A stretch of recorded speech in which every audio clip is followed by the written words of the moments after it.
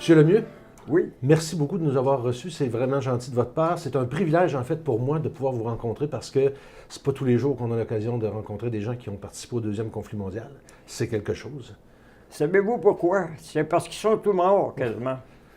Puis moi, ben, j'ai passé à travers. Vous avez 93 ans? Oui, Vous allez avoir 93. 93 ans? Oui, OK, en juillet prochain. en juillet qui s'en vient, là. Fait qu'on se reporte là, quasiment 70 ans avant, quelque part au début des années 40. Puis là, ben, vous avez le goût. Moi, j'ai vu une photo de vous tantôt. Vous Oui. étiez tout petit avec un habit de matelot. Oui, Vous avez toujours rêvé de faire ça. j'ai toujours rêvé. Puis là, vous êtes allé, je pense, sur la rue Saint-Jean, à la Marine. Ben, c'est-à-dire que j'étais en vacances d'été, j'étais pensionnaire au collège Saint-Ramon de Portneuf. OK. Puis lorsque les vacances sont arrivées pour l'été, ben, j'ai dit là, je savais que la guerre était commencée. J'ai dit, je rentre dans la marine. Puis je me suis en allé sur la rue Saint-Jean, il y avait le bureau là, d'engagement. Je pense que c'était au-dessus d'un Kingston. C'est loin, là. Puis je dis ça, je viens ici pour m'engager. Ah, ben, ils ont dit, c'est regrettable, là, quand je leur ai dit leur âge, mon âge, ils étaient trop jeunes. Ben, je suis parti de là. Et puis, je suis en allé à l'Arsenal, dans le côte du Palais, parce que j'avais attendu qu'ils engageaient. Et puis, j'ai été m'engager là à 12 cents de l'heure. Puis, comme je restais sur la Rive-Sud, ben, je devais prendre le traversier pour aller travailler, puis traverser pour retourner chez nous. Ça me coûtait 5 cents chaque coup. Ça fait que la première heure, il me restait 2 cents. Ça, je me rappelle de ça. Ça fait que... Puis là, ben, là, je voyais tantôt un menu chez Rosaire. Vous Ben alliez non, là, je regardais pas ça. Mon Dieu. Un omelette, c'était une journée de travail. Ah non, ça n'a pas de sens. Ça. Mais que ça commençait, c'était ça, là, que... Vous aviez 16 ans à l'époque? Oui, 16 ans. OK. Puis là, ben, dans le fond, vous avez travaillé à l'Arsenal tout l'été? J'ai pas été longtemps à l'Arsenal parce que, oui, tout l'été, parce que mon père a eu le téléphone la veille du jour de Noël ou l'avant-veille d'Halifax, de son ami Henri Brochu, qui était pilote. Puis dans ce temps-là, il travaillait pas, puis il n'y avait pas d'assurance chômage, ça n'existait pas. Alors, vu qu'il y avait des certificats pour naviguer long cours, il était recherché. Et puis à un moment donné, il y a eu un téléphone pour s'engager, lui ici, là, comme capitaine sur une barge de lac. Pourquoi une barge de lac? C'est parce que c'était des bateaux qui convenaient très bien pour le transport du bauxite. Il y avait un fond plat passé des rivières. Fait que là, vous êtes dirigé vers Halifax. Ah oui, oui, là, j'ai dit Halifax, ben, M. Brochu, il dit, on va aller à la messe de minuit là, avant de commencer, puis avant d'aller au bateau. Puis après ça, il dit, on va partir. On était à la veille de partir. Le bateau était prêt, tout. Je sais pas s'il attendait après moi, mais en tout cas. Et puis là, les premiers jours, là, la mer était calme. T'aurais pu te promener avec un autre toile. Ça fait que j'ai fait mon petit fanfaron, je suis allé voir M. Brochu, j'ai dit, j'aurais pas le mal de mer. Mais il dit, attends un peu, tu peux changer d'idée. Ben, ça n'a pas manqué. Qu'est-ce qui s'est passé? Là, j'ai eu le mal de mer. OK. Et puis, moi, je pensais que vu que M. Brochu était l'ami de mon père, en allant le voir, puis il dit que j'étais bien malade, que je pourrais aller me coucher. Ça n'a pas été ça. Ça faisait quelques jours qu'on était partis, puis le spare bunker pour le charbon, il fallait approcher le charbon au chauffeur qui le mettait dans le qui feu. le mettait dans le feu. Puis, il dit, Roland, il faudrait que tu ailles aider dans le spare bunker. Je restituais dans ma pelle. Là. Ça fait que là j'approchais le charbon, et puis... Puis là, vous vous dirigez vers quel endroit? On dirigeait vers le sud de Trinidad, puis... Pour aller chercher du bauxite? non, pas pour aller... c'est-à-dire qu'on avait un chargement là, de farine, de toutes sortes de choses OK. pour le sud, pour pas faire un voyage à l'Ège. Et puis un coup qu'on a eu décharger ça, on est allé à Trinidad. Et puis c'était pour le système de convoyage là, entre les Guyanes puis Trinidad. Pourquoi ça, ce système-là? C'est parce que les gros bateaux de mer, quand ils montaient dans la rivière, c'était pas assez profond pour le charger. Ils prenaient une demi-charge. Et puis, avec ce que nous autres, les petits bateaux là, de lac, on va charroyer à Trinidad, ils le complétaient là, OK. pour venir en Amérique.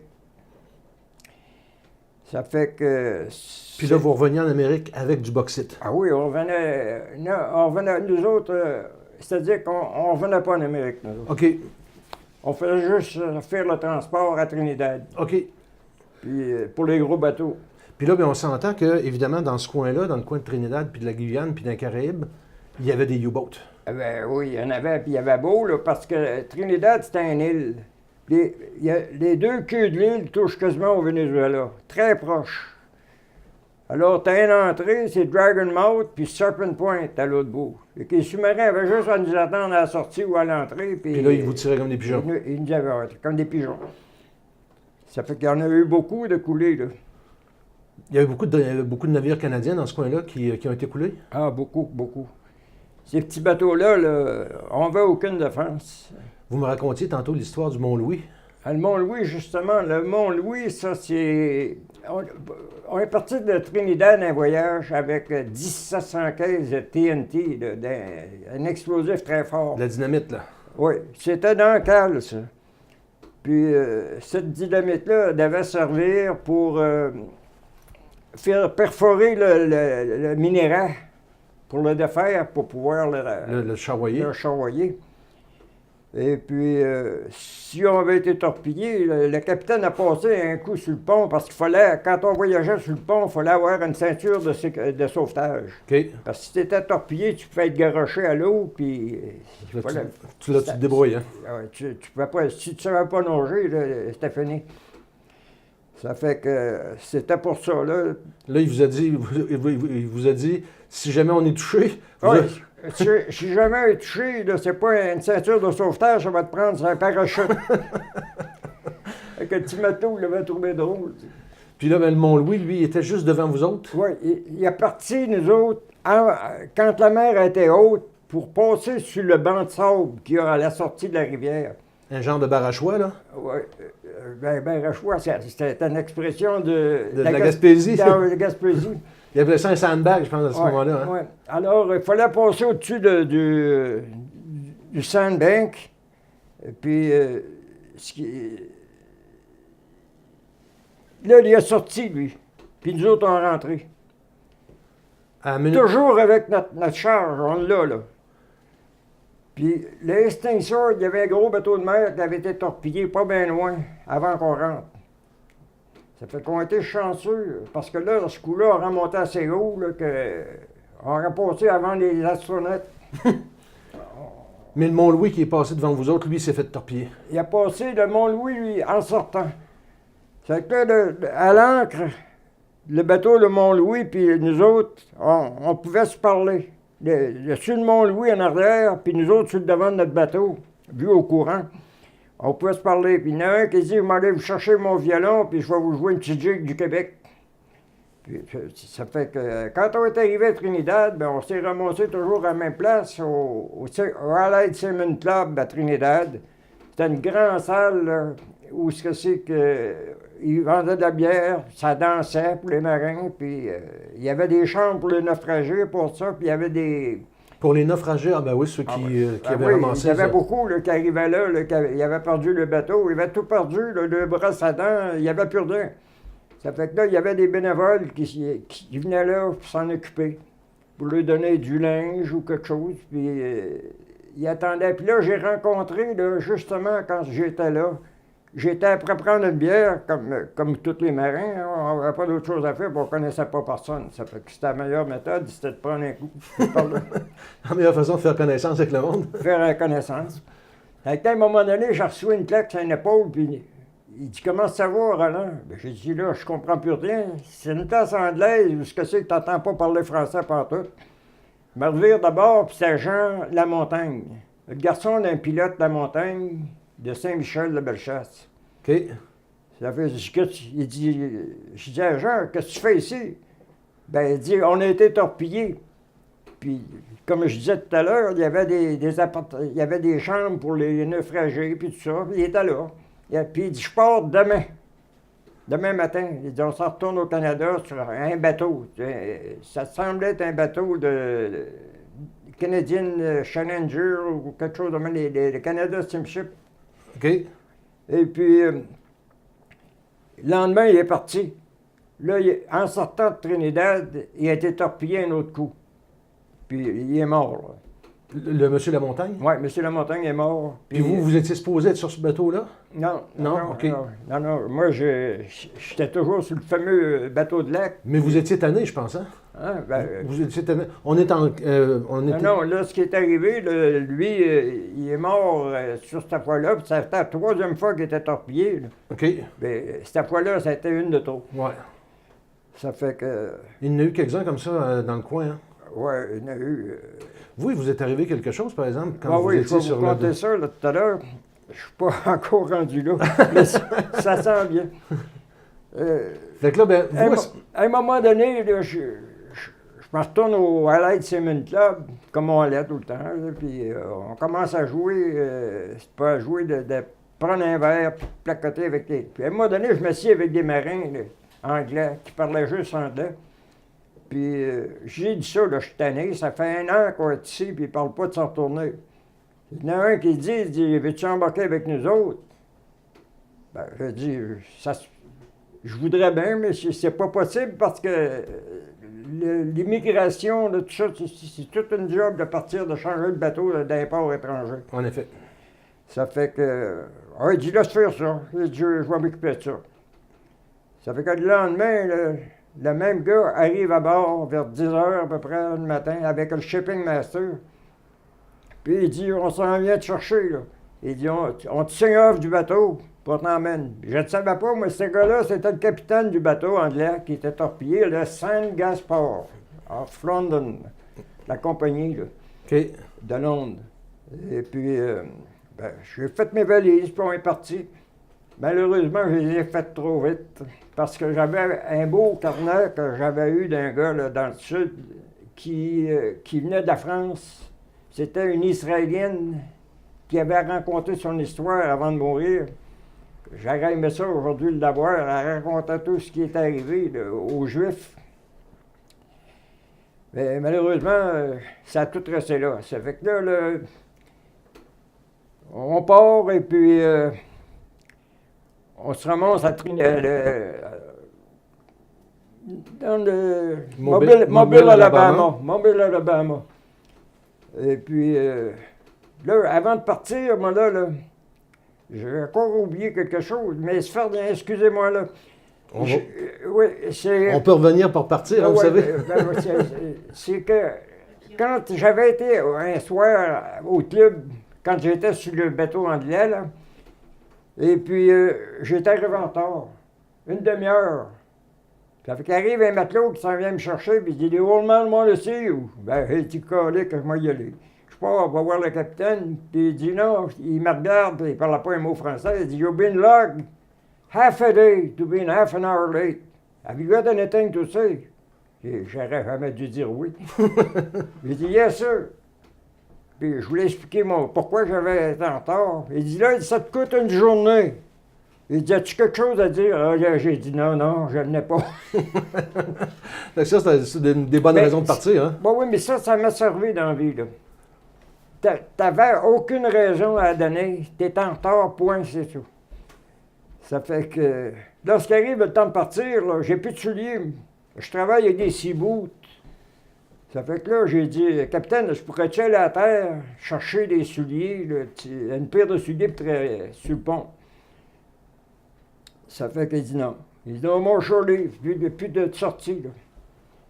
Ça fait qu'il rouvre sa porte de garde-robe. Il y avait à bien une douzaine de paires de souliers. Puis il dit, choisis-toi une paire. J'ai pas été salaud, j'ai pas pris les plus beaux. Mais ça m'a servi dans la vie, ça. Tu sais, je sais pas pourquoi, là, mais... Il y a toujours des leçons à tirer d'une occasion, hein? Ça a été un bon coup, ça. C'était une bonne leçon. Fait que là, vous arrivez à Mobile, Alabama. J'arrive à Mobile, Alabama. Puis là, il faut attendre un peu là, avant qu'ils nous shippent à New York. Puis à New York, je rencontrais pas ça, c'était épouvantable. Pourquoi? Ben, ils nous ont envoyé à un hôtel pour attendre, pour nous rapatrier à Montréal. OK. Et puis il y a 2 tables. Nous autres, tout notre équipage du Saint-Gaspard, on est au plus que 20. Mais un peu plus loin, là, il y en a une autre table de même. Mais un autre reste de monde. Je ne sais pas si c'était des heures, des Grecs. Puis moi, j'avais été me promener sur le Broadway, puis ça venait de sortir, le petit radio transistor. Dans ce temps-là, on and off, là, c'est la porte. Tu rouvrais la porte, puis il jouait. OK. Fait que je mets ça sur la table, j'ai dit au gars, on va manger avec de la musique. Puis il arrive un gars qui se lève sur l'autre table, là-bas, puis il dit « If I was you, I would shut that off. » J'ai dit « If I was you, I would go back on my table. » Si j'étais de toi, je me retournerais à ma table. Fait que là, la chicane pogne. Et puis, toute la table, l'autre bord se lève, notre table se lève. Puis là, la bagarre commence. Puis tous les plafonds, là, t'as un petit miroir coulé dans le plomb. Ça descendait, ça. C'était épouvantable. Ça fait que là, le lendemain matin, la police passe, il avait fait faire une évaluation des réparations. Ils ne voulaient pas savoir qui avait commencé. C'est pas question, ça coûte tant. Vous êtes 20, mettons, de ce côté-là, sont 25 l'autre bord. On divise ça par le nombre, puis ça vous fait tant de chèques. Ça fait qu'on va payer. Puis là, ben, vous êtes retourné au Canada? Là, ils nous ont shippé à New York. On était à New York, là, et après ça, ils nous ont embarqués sur le train pour Montréal. Puis là, ça faisait drôle d'entendre parler français. Ça faisait 1 an que je pensais que j'étais parti. Et puis là, bien évidemment, là, on est toujours en guerre à ce moment-là. Oui. Ce qui arrive là, j'ai été chez nous quelque temps. Puis après ça, là, il y avait des manning pools dans le temps. Le manning pool, là, c'était un pool pour les marins. On s'enregistrait là, on donnait notre nom, et puis ils nous payaient tant par jour. Okay. Ils nous nourrissaient.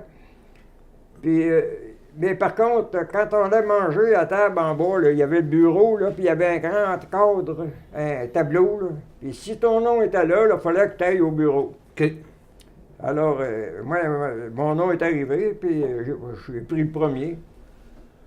Et puis... Puis là, vous êtes en...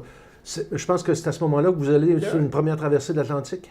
Non, c'est que... Là, j'ai pris le Dundas, justement. Okay. Non, le Dundas, je l'avais pris autrement. OK. Ouais. Mais là, j'ai été chippé par le manning pool, ce coup-là.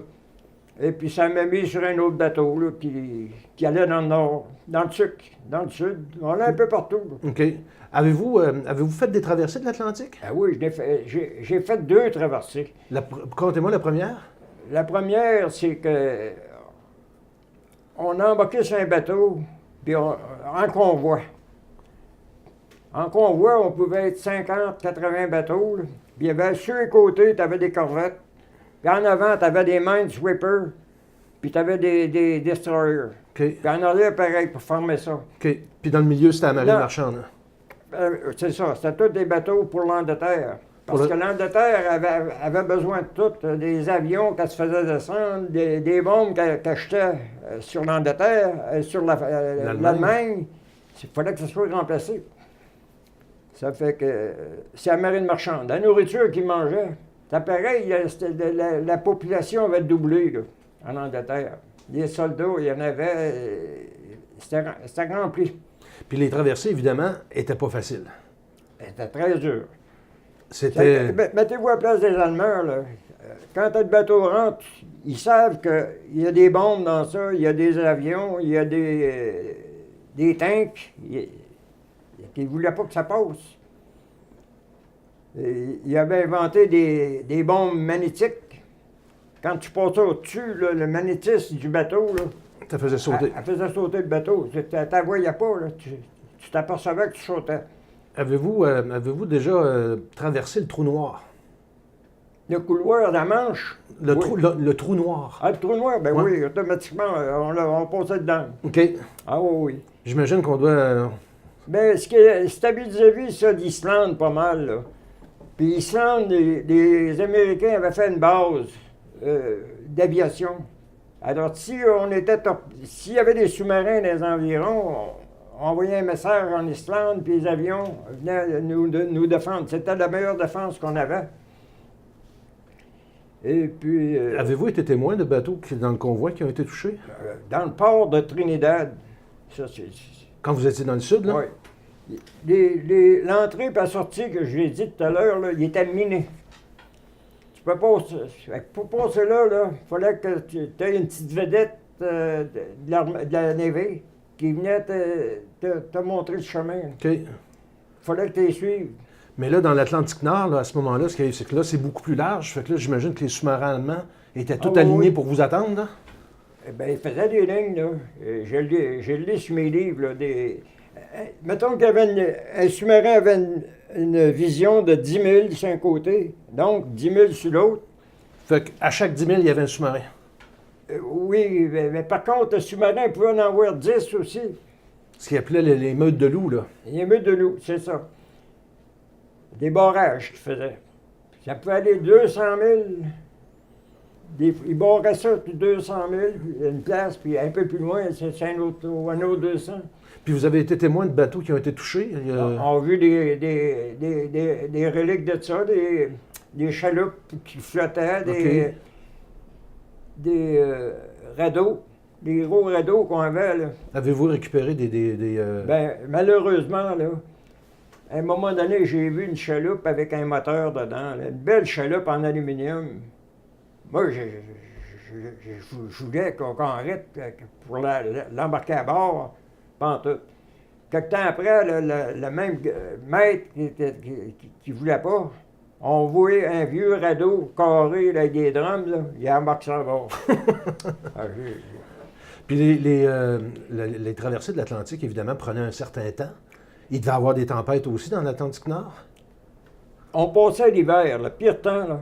Pour l'Islande, là, 21 jours, un coup d'un voyage pour aller en Angleterre. 21 jours? 21 jours. Fait que t'as hâte d'arriver, là. J'espère. Oui. Mais quand vous traversez, là, j'imagine que vous êtes tous un peu sur le qui-vive. On est tous... Vous ne devez pas dormir bien, bien? T'es sur la ligne de feu. Du minute que t'embarques dans le bateau, t'es couché dans le port, puis tu peux être torpillé. Je viens de le dire à Trinidad. 2 bateaux, un côté de l'autre, un côté de nous autres. Un autre juste shaké assez là, pour perdre 21 rivets en dessous. Mais L'eau rentrait d'un bilge. Mais quand vous faites la traversée, est-ce que vous avez des tâches particulières? Est-ce que vous serviez d'armes, vous, sur le bateau? On avait pris des cours. Ils nous ont envoyés à Saint-Hubert, il y a une base à Montréal, à Saint-Hubert, pour le tir au canon, OK. puis à la mitraillette. Les mitrailleuses, ce qu'on avait, c'était des Harlequin. C'était pour les avions, ça. T'avais un harnais, tu te mettais sur le dos, là, puis tu pouvais te coucher quasiment comme ça pour diriger ta mitrailleuse. Vous en avez-vous déjà servi? Ben, juste comment est-ce que dire, en exercice. OK. Pas sur un combat? Non, j'ai pas eu besoin. OK. Et puis, ça doit être assez... à toutes les sabales, il y en avait une qui était lumineuse. Donc, tu pouvais voir ton tracé, là, diriger ton tir. C'était fameux, ça.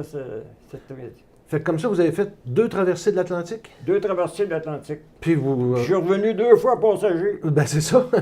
Parce qu'il faut revenir, hein?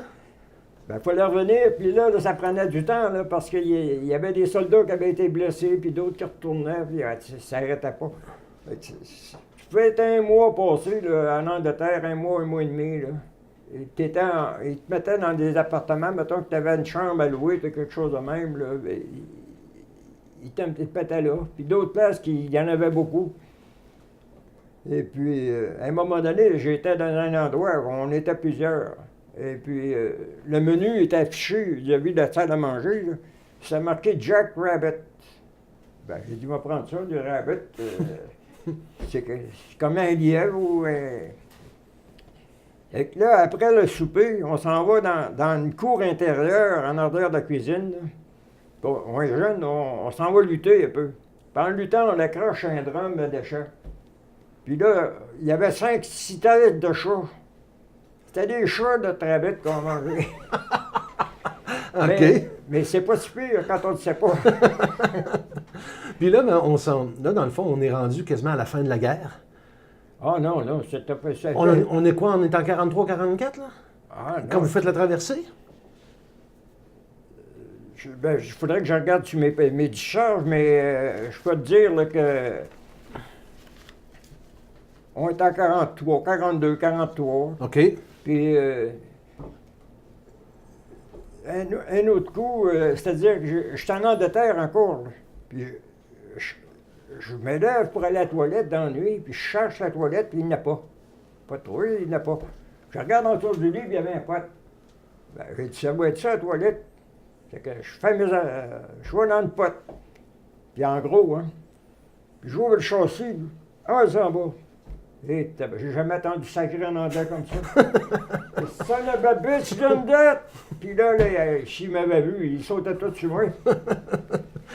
On va revenir sur un événement qui vous est arrivé. Parce que quand on est sur un bateau, on peut tomber à l'eau. Puis ça vous est arrivé, vous, dans le sud. Je vais vous dire de quoi. J'étais pas restable dans notre chambre. Hein. Il y avait des punaises. Les punaises, ça. Quand tu ouvres la lumière, là, tu vois des petites taches rouges sur tes couvertes, puis ils sautent. OK. Mais la nuit, là, ils reviennent, puis là, ils te piquent. C'est pas normal. Fait que Et là, en plus de ça, il faisait très chaud dans les chambres. Fait que là, vous cherchiez un endroit pour dormir. Je me suis fait une cabane en arrière, puis avec de la toile, de la hatch, puis c'est là que je dormais. J'étais très bien, là. C'est un vrai confort. Là. Je buvais ma toile sur le côté, puis je voyais les clairs de lune, la mer, puis tout ça. Puis là, il y a un moment donné, il y a un endroit étroit où vous passez. Oh, c'est ça.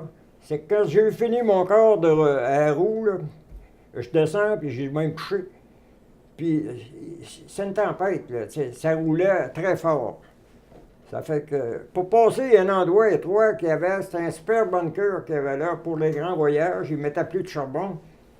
Puis il fallait que je me tienne pour passer là.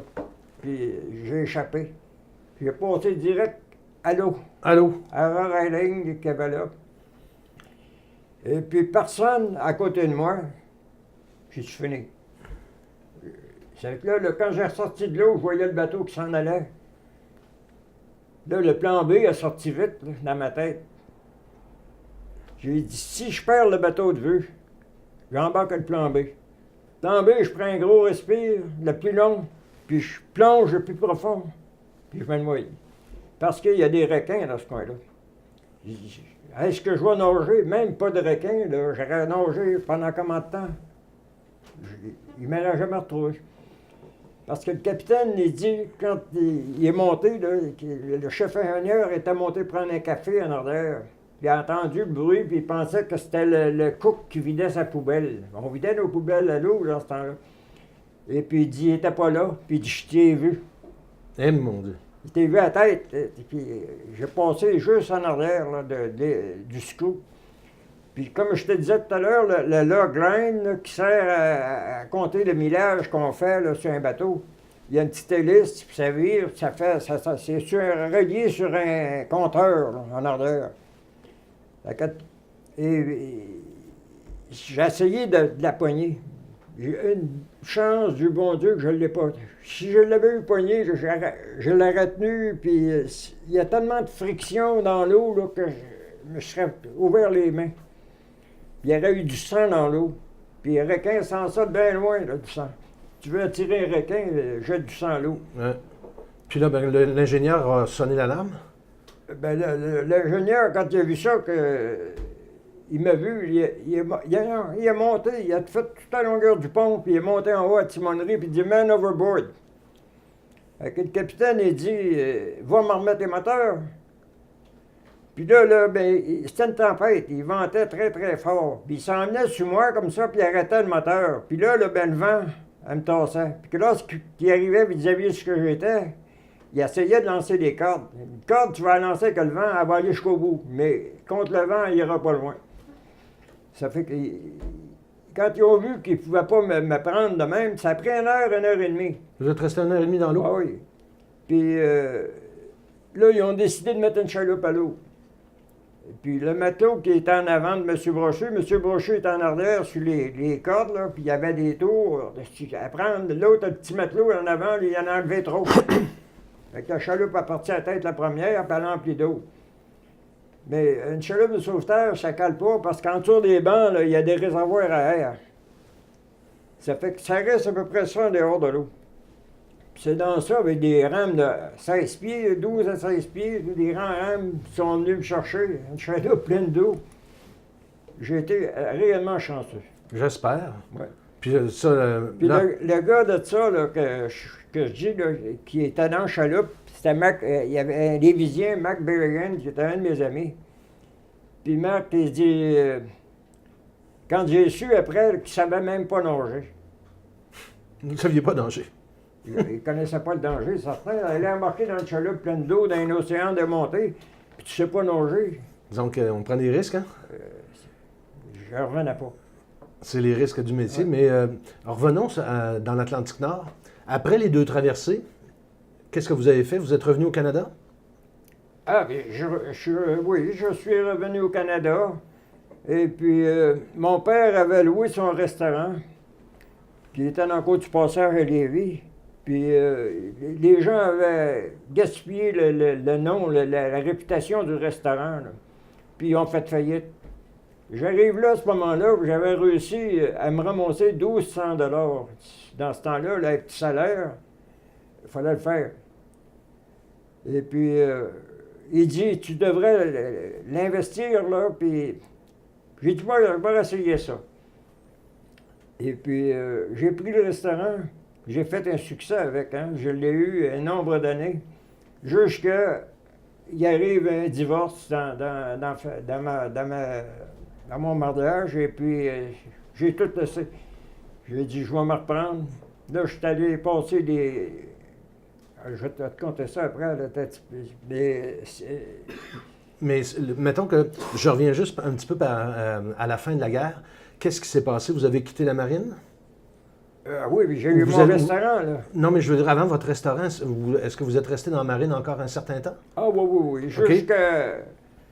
Jusqu'en 48. Là. OK. Dans la marine marchande? Ah oui.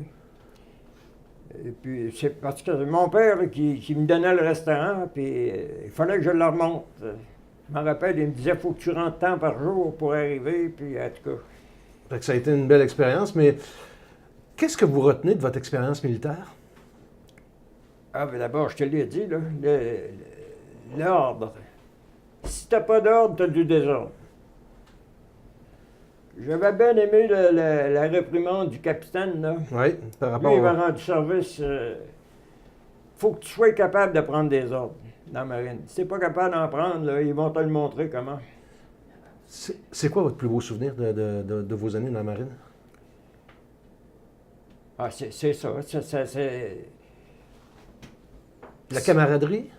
Oui, c'est une fraternité. Tous les marins, quand on vit ensemble, il faut que ça soit de même. Ça devient des frères. Puis, moi, j'ai bien aimé ça. Avez-vous gardé contact avec des gens de la marine par après? Bon, puis c'est quasiment tous des gens dans dehors. Là. OK. J'ai perdu de vue. Dans le fond, vous étiez peut-être le seul de la région de Québec qui était là-dedans? Au début, là, il y avait Mac Berrigan puis Henri Brochu. OK. Mais après ça, là, c'est eux autres, quand j'ai changé de bateau, là, j'étais tout seul. Puis d'avoir passé au travers de toutes ces expériences-là, c'est quoi les leçons qu'on en tire? Ben moi, c'était une richesse pour moi. Là. Ça a été très bon, ça m'a servi, parce que quand j'ai pris mon restaurant, là, j'ai fait un succès avec. Vous saviez ce que ça prenait, comme on dit, d'effort oui. pour faire bâtir quelque chose? Puis ça prenait d'autres choses aussi. C'est que ces papons-là qui mettaient le trouble dans le restaurant, là, ben moi, je les sortais. J'étais bon dans le temps, puis il avait affaire à sortir. Je faisais... Dans le fond, votre expérience de la bataille à New York vous a servi aussi? Ah, j'étais vite, puis je passais vite. Puis vu que j'étais petit, ben je m'attirais plus du trouble qu'un gars qui est grand et gros, là, parce qu'ils n'ont peur. Moi, il n'a pas peur de moi, parce que c'était une erreur qu'il faisait.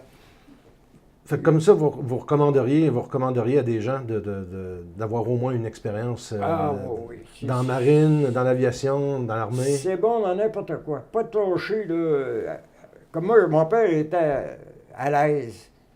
Je connaissais pas ça, moi, de travailler puis de gagner, là, ben, c'est dans la marine que je l'ai appris. Puis de toute cette expérience-là aujourd'hui, parce que j'ai vu tantôt que vous aviez continué à vous intéresser à la marine, puis... T'as de l'eau salée dans le sang, c'est bien clair. T'es piqué avec de l'eau salée, puis t'oublies pas ça. Monsieur Lemieux, merci beaucoup. Ça a été très touchant. Bien, c'est moi qui vous remercie parce que à 93, je sais que j'arrive au bout de ma corde. Ça fait que ça va faire de quoi pour mes enfants. Je veux le faire une disquette là, pour qu'ils puissent entendre le père. Je veux parler après ma mort. Chose certaine, en tout cas, ils vont être très fiers de vous. Merci beaucoup, M. Lemieux. Ça fait que c'est moi qui vous remercie beaucoup.